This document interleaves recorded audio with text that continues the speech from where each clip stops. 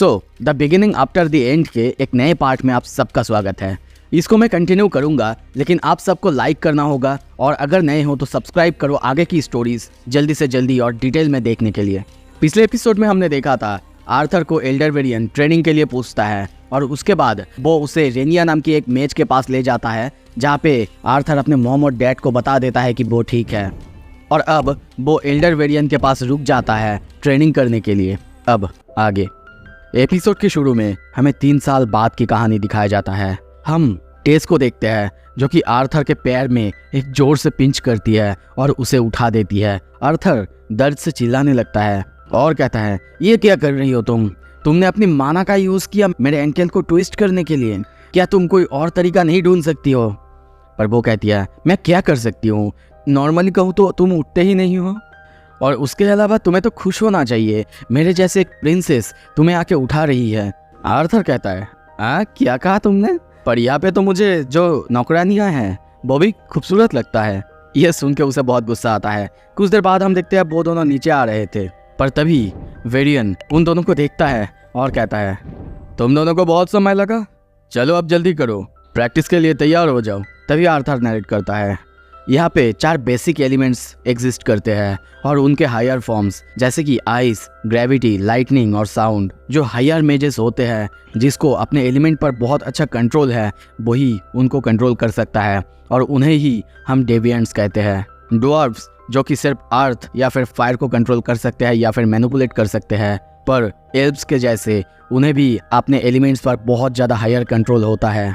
यहाँ तक कि वो बहुत ज़्यादा ताकतवर होते हैं, वो मेटल को बेंड या फिर मोल्ड भी कर सकते हैं और इन रेयर केसेस इनके पास डेविएंट भी पैदा होते हैं जो कि प्लांट्स को कंट्रोल कर सकते हैं। पर ह्यूमन वो इन चारों में से किसी एक ही एबिलिटी को कंट्रोल कर सकते हैं। इनमें एक खासियत होता है, पर इंसानों में एक खासियत होता है, ये लोग इन चारों एलिमेंट्स में से किसी एक में कोई डेविएंट पैदा कर सकते हैं जो कि कोई भी कैटेगरी में नहीं आते, जैसे कि एमिटर और हीलर्स। और इसी वजह से इन तीनों रेसेस में सुइटेबल बैलेंस एग्जिस्ट करते हैं। और हम देखते हैं ये सब कुछ एक्सप्लेनेशन आर्थर वेरियन को बता रहा था। वेरियन ये सुनता है। दूसरी तरफ वहीं पे हम टेस को बहुत थका हुआ देखते हैं, पर तभी टेस पूछती है, मेरे पास एक सवाल है, क्या आप बता सकती है, मैं जो इतने दिनों से इतने ट्रेनिंग कर रही हूँ और आर्थर वो कोई भी फिजिकल ट्रेनिंग नहीं कर रहा है। पर आर्थर ये सुनता है और एक्सप्लेन करता है कि टेस वो कितनी पावरफुल है, क्योंकि नॉर्मली उनके रेसेस के अंदर भी 10 के नीचे ज़्यादातर तो एवेकन नहीं होते, पर वो सिर्फ 9 साल की एज में ही एवेकन हो चुकी थी। वेरियन उससे कहता है, तुम इतना गुस्सा क्यों हो रही हो, क्या सिर्फ तुमको पीटा जा रहा है इसी वजह से? वो कहती है, हाँ बिल्कुल। आर्थर उसे देखता है और सोचता है, मैं बस देखना चाहता हूँ टेस फ्यूचर में क्या मॉन्स्टर बनेगी। वेरियन उसे समझाता है, देखो आर्थर इतने सालों से बस अपने माना को, अपने सारे ऑर्गन्स को फ्यूज कर रहा था, वो तुम्हारे जैसे फिजिकल ट्रेनिंग नहीं कर रहा था, पर मैं तुम्हें एश्योर करता हूँ जब वो तैयार हो जाएगा वो बिल्कुल तुम्हारी तरह ही ट्रेनिंग करने लगेगा, यहाँ तक कि वो एक वेटरन वॉरियर से भी ताकतवर बन जाएगा। ये सुन के वो कहती है, क्या सच में? तो फिर मैं जब उसे हिट करती हूँ उसे लगता क्यों है? ये सुन के आर्थर गुस्से में कहता है, हाँ मुझे फिर भी दर्द तो होगा ना। पर तभी वेरियन कहता है, आर्थर तुम तैयार हो ना, क्योंकि आज के बाद तुम सच में एक बीस्ट बनने वाले हो। तभी देखते उसका हाथ ग्लो होने लगता है। वो उसके हाथों को उसके छाती में देता है और कहता है, मैं तुम्हारी माना कोर को इग्नाइट करने वाला हूँ, अपने माना तुम्हारे अंदर डाल के। तुम्हें थोड़ा सा गर्म लग सकता है पर ये बुरा नहीं होगा।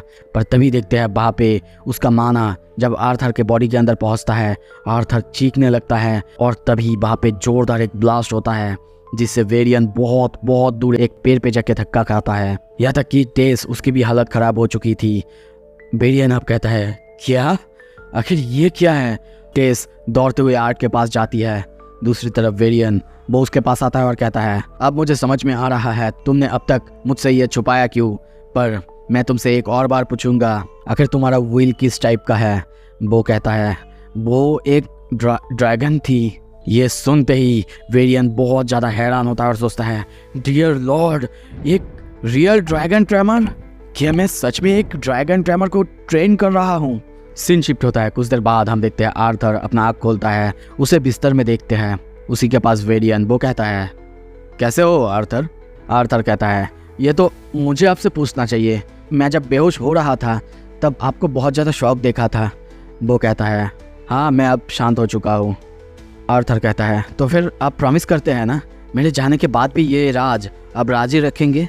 वो कहता है ऑफ कोर्स, पर तुम्हें पता है वो डेट यानी तुम्हारे जाने का डेट आज से सिर्फ 4 महीने बाद ही है। ये सुन के आर्थर बहुत चौंकता है और कहता है क्या सच में? पर मुझे तो लगा था अभी और 2 साल बचे हुए हैं। फरबेरियन कहता है नहीं, एक इंटरनेशनल टूर्नामेंट 3 किंगडम के बीच होने वाला है। ये सुन के आर्थर पहले तो बहुत एक्साइटेड होता है, पर बाद में वो बहुत हैरान भी होता है क्योंकि अब उसके पास सिर्फ 4 महीने बचे हुए थे। वेरियन उससे कहता है तुम टेस्ट के बारे में चिंता मत करो, और वैसे भी मुझे पता है तुम कई बार रेना के पास गए हो अपने मॉम और डैड को देखने, पर अब तुम उन्हें अपने सामने देखने वाले हो, बस कुछ महीने ही बाकी है। ये सुन के वो कहता है हाँ आपने सही कहा। ये सब कह के देखते हैं वेरियन वहाँ से चली जाता है और आर्थर सोचता है 4 महीने, सिर्फ 4 महीने। पर तभी वो अंडा जो कि सिल्विया ने दिया था हम देखते हैं उसमें क्रैक आने लगता है। आर्थर को कुछ भी समझ नहीं आता। वो कहता है सिल्विया का स्टोन, क्या ये टूट चुका है? पर तभी उसमें क्रैक आता है, उसमें से एक आग को वो बाहर निकलते हुए देखता है। वो चौंकते हुए सोचता है क्या ये स्टोन दरअसल एक एग है? और तभी देखते हैं उस अंडे में से एक बहुत क्यूट सा छोटा ड्रैगन बाहर निकलता है। उसे देखते ही आर्थर बहुत ज़्यादा शॉक होता है। कुछ देर बाद वो दोनों एक दूसरे को देखते हैं। आर्थर कहता है तुम एक ड्रैगन हो ना? ये सुनते ही वो बहुत खुश होती है और कहते हैं क्यों? पर तभी वो जाके सीधा आर्थर के हाथ में काट लेता है। वहाँ पे एक मार्क आ जाता है। आर्थर को कुछ भी समझ नहीं आता, पर तभी देखते हैं आर्थर उसकी आवाज़ सुन सकता है अपने दिमाग में। पहले तो उसे समझ नहीं आ रहा था कि यह आवाज़ ये किसका है, पर बाद में समझ आता है वो ड्रैगन वो उसे मम्मा मम्मा कहने लगता है। पर कुछ देर बाद जब आर्थर को समझ आता है ये छोटा ड्रैगन ये उसके दिमाग में बात कर रहा है, तब वो कहता है मैं एक बॉय हूँ तो फिर मुझे पापा कहना। और ये सुनते ही वो ड्रैगन उसे पापा कहता है। ये सुन के आर्थर बहुत खुश होता है और कहता है मुझे लगता है कि मैं तुम्हें सिल्वी कहूँगा, जो कि तुम्हारे माँ के नाम के ऊपर है। ये नाम सुन के सिल्वी बहुत खुश होती है। आर्थर उसे सोते हुए देखता है और सोचता है ये मार्ग, लगता है कि ये कुछ स्पेशल है, इसी के द्वारा ये लिटिल ड्रैगन मेरे साथ कनेक्ट हो रहा है। मैं सिर्फ 8 साल का हूँ जिसके पास एक टैटू है, जो कि अब एक फादर भी है। मैं सच में एक रेबल हूँ। कुछ देर बाद देखते हैं वो सो जाता है, पर तभी अचानक से वो नींद से जाग जाता है। उसके सामने टेस थी जिसके पास वो ड्रैगन थी। वो कहती है वाह ये बहुत क्यूट है। कुछ देर बाद हम उन दोनों को बाहर देखते हैं। टेस कहती है तो तुम उसके साथ कम्युनिकेट कर सकते हो अपने दिमाग में, काश मैं भी ऐसा कर सकती तो शायद वो मुझे पसंद करती। कुछ देर बाद उन दोनों के सामने हम वेरियन को देखते हैं। वेरियन उस ड्रैगन को देखता है, वो ड्रैगन भी उसे देखता है, पर उसे देखते ही वेरियन फिर से शॉक होता है। इतना शॉक कि वो खुद कहता है मैं शायद जल्दी मर जाऊंगा अगर मुझे बार बार ऐसे ही शॉक मिलते रहे तो। आर्थर नरेट करता है वेरियन को सिल्विया के बारे में सब कुछ एक्सप्लेन करने के बाद मुझे पता चला सिल्वी के जैसे जो बींग्स होते हैं वो सिर्फ कीन के प्रेजेंस होने पे ही हैच कर सकते हैं, पर मुझे ये समझ नहीं आया वो मेरे सामने ही हैच क्यों हुई। कुछ देर बाद वो वेरियन से पूछता है आपको क्या लगता है क्या मैं जब घर जाऊंगा तो फिर मुझे ये सब कुछ छुपाना होगा? वो कहता है नहीं ऐसा ज़रूरत नहीं है, पर तुम्हें अब बाकी चीज़ों के बारे में चिंता करने की ज़रूरत है। अब हम लोगों को तुम्हारी माना कोर को ताकतवर बनाने की ज़रूरत है, पर अब जब तुम फुल्ली अवेकन हो चुके हो तो चलो हमको दोनों ट्रेनिंग करनी चाहिए, पहले तो तुम्हारी कोर और फिर तुम्हारी ड्रैगन व्हील। आर्थर पूछता है तो फिर मुझे अभी क्या करना होगा? वेरियन हंसता है और तभी देखते उसे कहता है तभी तुम्हारी माना कोर और ताकतवर होगा जब तुम लगातार फाइट करते रहोगे। आर्थर ये सुन के कहता है हाँ मेक सेंस करता है, मैं भी तैयार हूँ। पर तभी देखते हैं वो बहुत ज़्यादा शॉक होता है क्योंकि उसके सामने वेरियन वो पूरी तरीके से बदलने लगता है। वहाँ पे चारों तरफ हवा जोर से बहने लगता है और तभी देखते हैं वेरियन पूरी तरीके से बदल जाता है और कहता है नाउ लेट्स फाइट बैट। हमें यहाँ पे बताया जाता है जो बीस्ट टैमर्स होते हैं उनके बारे में। वो माना बीस्ट के कुछ पावर्स को, कुछ यूनिक एबिलिटीज़ को इनहेरिट कर सकते हैं। इसके पहले स्टेज में जो बीस्ट टैमर्स होते हैं वो माना बीस्ट की ताकत को इनहेरिट कर सकते हैं, पर जब सेकंड स्टेज होता है तभी कोई बीस्ट टैमर उसके रूप में बदल सकता है और उसके यूनिक एबिलिटीज़ के साथ उसके ताकत को भी इस्तेमाल कर सकता है। और वेरियन जो कि इतने सारे लड़ाइयों के बीच में से आया है और अपने बीस्ट व्हील को स्टडी की है, वो अब सेकंड स्टेज तक पहुंच पाया है। उसके पास डेडली पावर है शैडो पैंथर का। बेरियन कहता है, अभी आर्थर अटेंशन दो। आर्थर लड़ने के लिए तैयार होता है, पर तभी वो कुछ समझ पाता उसके सामने अचानक बेरियन गायब होता है और उसके पीछे आ जाता है। वो पीछे बहुत स्पीड से घूमता है, पर बेरियन फिर से उसके पीछे इतनी स्पीड से आता है कि उसे कुछ समझ में ही नहीं आता, और ये देख के वो डायरेक्टली सरेंडर कर देता है। बेरियन को तभी देखते हैं वो अपने असली रूप में आता है। आर्थर कहता है, आपके मूवमेंट्स बहुत तेज थे, जब आप मेरे पीछे आए मैं आपकी प्रेजेंस को ही फील नहीं कर पाया। वेरियन कहता है, हाँ शैडो पैंथर्स वो ऐसे ही होते हैं, वो हवा और साउंड को मैनिपुलेट कर सकते हैं। वैसे मैंने आज के लिए तुम्हें बहुत ज़्यादा बुली कर लिया है, अब ट्रेनिंग चालू करते हैं। आर्थर नरेट करता है, दिन ऐसे ही गुजरते गए, मैं ट्रेनिंग करता रहा, यहाँ तक कि उसने मुझे ये भी सिखा दिया था अपने बीस्ट व्हील की प्रेजेंस को दूसरों से कैसे छुपाना होता है। और यहीं पे मैंने अपने मानाकोर को ताकतवर बनाना और अपने ड्रैगन व्हील के बारे में सीखा। लकीली मेरा बॉडी इस कांस्टेंट ट्रेनिंग को कर पाया, और जब मैं फ्री होता हूँ तब मैं घूम लिया करता हूँ, अपने लाइफ को एंजॉय करता हूँ, जैसे कि सिल्विया ने कहा था। पर ऐसे ही करते करते जाने का समय भी आ गया था। टेस को हम बहुत सैड देखते हैं।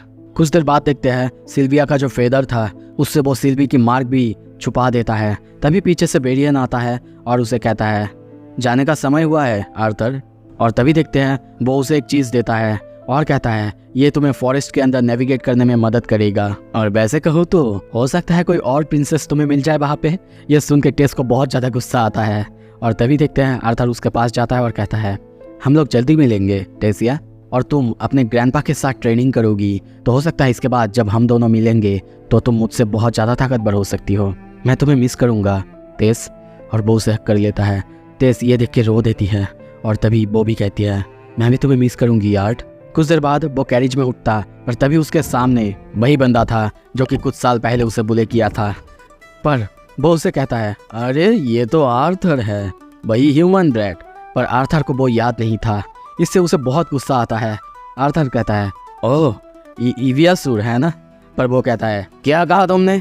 मैं हूँ फेरी दीफसार, एक नोबेल फैमिली से। पर वो और कुछ कहता आर्थर तभी उससे माफ़ी मांग लेता है, क्योंकि पिछली बार उसने उसे बुली किया था। पर तभी वहाँ से एक लड़की कहती है, तुम उसे फेफे कह सकते हो, क्योंकि हम भी यही कहते हैं। ये सुन के उसे और ज़्यादा गुस्सा आता है। आर्थर उन सबको देखने लगता है। कुछ देर बाद तभी रोशनी होता है। कैरिज का ड्राइवर वो कहता है, हम लोग पहुँच चुके हैं। आर्थर बाहर देखता है और सोचता है, फाइनली हम लोग वहाँ पे हैं, और यही है ना the floating city of Xyrus. Xyrus city के अंदर घुसने के बाद आर्थर को हम एक घर के सामने देखते हैं, और कुछ ही देर बाद वो दरवाजे के सामने था। नॉक करते हुए कहता है, फाइनली हम लोग घर आ चुके हैं सिल्वी, क्या तुम तैयार हो? और सोचता है, मैं लगभग मर चुका था, मैंने अपना किसी इम्पोर्टेंट को खोया है, मैंने किसी को मारा है, यह तक कि मैंने जी जान लगा के ट्रेनिंग की है, पर इनमें से कोई भी चीज़ मेरे लिए उतना ज़्यादा नर्वस मोमेंट नहीं था जो कि अब है। तभी आवाज़ आता है, आ रही हूँ। वो ये आवाज़ सुन के चौंकता और सोचता है, क्या एक छोटी बच्ची? तभी वहाँ पे एक बूढ़ी औरत दरवाज़ा खोलती है और कहती है, बोलिए यंग मैन, क्या मदद कर सकती हो आपका? वो अपने आप को इंट्रोड्यूस करता है, लेविन। ये टाइटल सुन के वो थोड़ा सा शॉक होती है। तभी उसके पीछे से एक छोटी बच्ची बाहर निकलती है और कहती है, कौन? तभी उसकी मॉम को देखते हैं, वो दौड़ते हुए आती है, एलिनोर लेविन, तुम आखिर यहाँ पे हो? मैंने तुमसे क्या कहा था, जब कोई दरवाजे पे नॉक करेगा कैसे ग्रीटिंग्स देने के लिए? पर तभी वो वहीं पे रुक जाती है, क्योंकि उसके सामने उसका बेटा जो कि खो गया था वो खड़ा है। उसके हाथ से खाने की बॉल गिर जाता है। आर्थर कहता है, एलिनोर लेविन, मेरी बहन? रुको, उसके पहले हाय मॉम, मैं घर आ चुका हूँ। उसकी मॉम रो देती है, दौड़ते हुए उसे आके हक कर लेती है और रोने लगती है और कहती है, मुझे पता था, वो वॉइस वो तुम ही थी, मुझे पता है माय बेबी वो वापस ज़रूर आएगा। अपने मॉम को रोते हुए देख के एलिनोर कहती है, मम्मा डोंट क्राई। पर तभी दूसरी तरफ से हम रे को भी दौड़ते हुए देखते हैं, उसके भी आंखों में आंसू थे। दौड़ते हुए वो आके आर्थर को हक कर लेता है। आर्थर भी ये देख के रो देता है। कुछ देर बाद हम उन सबको बैठे हुए देखते हैं। रे, आर्थर, सब कोई बहुत ज़्यादा बातें कर रहे थे, उससे पूछ रहे थे कि वो क्या कर रहा था और उसकी तबीयत क्या वो ठीक है। तभी एलिस वो एलिनोर को बुलाते हुए कहती है, एली ये है तुम्हारे बड़े भाई जिसके बारे में हम तुम्हें कहानियाँ सुनाया करते हैं। तभी ये सुन के एली उसके भाई के पास आती है और कहती है, हेलो बिग ब्रदर। आर्थर उसके सामने जाता है और कहता है, hello Elinor, nice to meet you बहन। कुछ देर बाद हम देखते हैं आर्थर अपनी कहानियाँ उसे सुनाने लगता है, पर वो पूरी सच्चाई नहीं कहता। पर तभी रे चिल्लाते हुए कहता है, ओके अब चलो मुझे बताओ तुम कौन से स्टेज में हो। एलिस कहती है, रे अभी तुम्हारा बेटा इतने सालों बाद घर आया है और तुम मुझसे मानाकोर के बारे में पूछ रहे हो। वो कहता है, क्या गलत किया है मैंने? क्या मैं अपने बेटे का ग्रोथ भी नहीं जान सकता क्या? क्योंकि मैं। और तभी वो अपनी बैच दिखाते हुए कहता है, अब हिल्सटिया का ऑक्शन हाउस गार्ड हूँ। ये सुन के आर्थर खुश होता है और उससे उसकी मानाकोर के बारे में पूछता है। रे कहता है, ओह तुम्हारा ओल्ड मैन 2 साल पहले ब्रेक थ्रू करा है बेटा, अब मैं डार्क ऑरेंज स्टेज पे हूँ। ये सुन के आर्थर खुश होता है, उसकी तारीफ करता है। वो कहता है, इम्प्रेस हुए ना बेटा, अब बताओ तुम कौन से स्टेज पे हो। वो कहता है, मैं लाइट रेड। ये सुन के वो कहता है, क्या कहा तुमने? Holy shit, light red. पीछे से एली भी कहती है, शिट। अब एलिस ये सुन के बहुत गुस्सा करती है क्योंकि रे ने गाली दी थी। रे आर्थर से पूछता है, क्या सच में बेटा तुम लाइट रेड स्टेज पे हो? अब सब कुछ भूल जाओ, चलो हम लोग थोड़ा सा मुकाबला करके देखते हैं। आर्थर खुश होता है और सोचता है, वापस आके अच्छा लगा। कुछ देर बाद हम एक और बंदे को दौड़ते हुए देखते हैं। वो कहने लगता है, रे मैंने अभी सुना तुम्हारा बेटा जिंदा है। उसके पीछे पीछे और एक लेडी और एक बच्ची को देखते हैं। उनको देख के आर्थर सोचता है, तो ये लोग हैं जो कि मेरे फैमिली का टेक केयर कर रहे हैं। तभी रे उसके पास जाता है और उसे अपने बेटे से इंट्रोड्यूस कराता है। विंसेंट, टेबिथा, मेरे बेटे से मिलो। और जैसा कि हम लोग आर्थर को जानते हैं, आर्थर उनको बहुत अच्छे से ग्रीट करता है, जो देख के विंसेंट और टेबिथा एक दूसरे को देखते हैं और कहते हैं, वाओ सच में तुम्हारा पापा यही है ना? रे ये सुन के कहता है, हे। आर्थर कहता है, हाँ मुझसे कई बार ये पूछा जाता है। उसके बाद टेबिथा अपने बेटी लिलिया उससे भी उसे मिलाता है। आर्थर उससे हाय कहता है, यहाँ तक कि सिल्वी वो भी उसे हाय कहता है। सिल्वी को देख के वो बहुत ज़्यादा शॉक होती है और कहती है, ये कितनी क्यूट है। कुछ देर बाद विंसेंट को पता लगता है कि वो दोनों अब लड़ने वाले हैं। हम अब आर्थर और रे को घर के बाहर देखते हैं। दोनों लड़ने के लिए तैयार होते हैं। हम वहीं पे एलिस टेबिथा को देखते हैं, यहाँ तक कि एली को हम सिल्वी के साथ खेलते हुए देखते हैं। तभी विंसेंट भी उनके पास आता है और कहता है, एलिस तुम सीरियस तो नहीं हो ना जो तुम्हारे हस्बैंड कह रहे हैं कि आर्थर का मानाकोर एक लाइट रेड है? वो कहती है, मैं भी सरप्राइज हुई थी, पर आर्थर बहुत जल्दी सीखता है, उसके पास झूठ बोलने की कोई रीज़न नहीं है। पर विंसेंट ये मानने को राजी ही नहीं था। उसे ये विश्वास ही नहीं हो रहा था कि एक 8 साल का बच्चा कैसे लाइट रेड तक पहुंच सकता है, जबकि कोई एडल्ट बहुत ट्रेनिंग के बाद भी यहाँ तक नहीं पहुंचते। तभी रे फाइट करने के लिए तैयार होता है और कहता है, आई होप तुम तैयार हो, क्योंकि मैं अब वो पहले वाला बंदा नहीं हूँ। आर्थर भी तैयार होते हुए कहता है, ना कि मैं।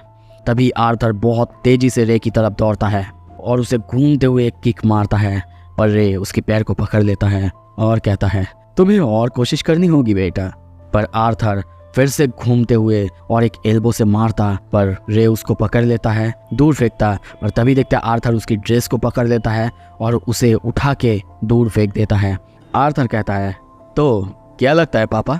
रे कहता है, बुरा नहीं है, मैं मानता हूँ तुम ताकतवर हो चुके हो, पर अब तुम्हारा पापा सीरियस होने वाले हैं बेटा। और तभी देखते हैं वो अपना नया पावर एक्टिवेट करता है। रे कहता है, जब मैं डार्क ऑरेंज स्टेज तक आया तब मैंने ये नया टेक्निक सीखी।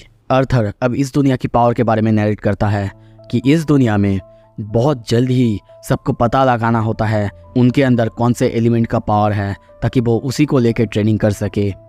पर इस दुनिया में कॉन्जूरर्स जो होते हैं उनके पास थोड़े से एडवांटेज होते हैं, क्योंकि वो अपने एलिमेंट को बहुत जल्दी मैनिपुलेट कर सकते हैं। पर हाँ, उनको इसके लिए कोई सर्टेन थ्रेशोल्ड पार करना होगा। और मेरा पापा जो कि बचपन से ट्रेनिंग करते हुए आ रहे हैं पर कोई फॉर्मल ट्रेनिंग नहीं की, उनको यहाँ तक पहुँचने के लिए डार्क ऑरेंज स्टेज लगा। और अब वो अपने मानाकोर को एक्सप्लोसिव फायर में बदल सकते हैं। पर मैं जिस दुनिया से आया हूँ वहाँ पे सब कुछ थोड़ा सा अलग है।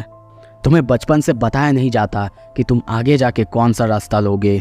सब कुछ तुम्हारे ट्रेनिंग और तुम्हारे टैलेंट के ऊपर निर्भर करता है। पर किसी को सिर्फ एक चीज़ के अंदर फंसा नहीं दिया जाता। और उस दुनिया से होने की वजह से मैंने भी कुछ नई ट्रिक सीखा है और तभी देखते हैं चारों तरफ बिजली दौड़ने लगता है। आर्थर के बॉडी से बिजली दौड़ने लगता है। आर्थर भी लड़ने के लिए तैयार होता है और कहता है, try not to be surprise पापा। सो इसी के साथ ये सीन शिफ्ट होता है। चलिए अगले एपिसोड का थोड़ा सा झलक देख लेते हैं। आर्थर की पावर देख के सब लोग बहुत ज़्यादा शॉक हो चुके हैं। दूसरी तरफ किसी एक जगह पे हम जोरदार ब्लास्ट होते हुए देखते हैं। सो अगर अगले एपिसोड के लिए आप लोग तैयार हो, लाइक करो और चैनल में नए हो तो सब्सक्राइब ज़रूर करना। कमेंट में अपना ओपिनियन बता देना। Thank you so much. Stay tuned.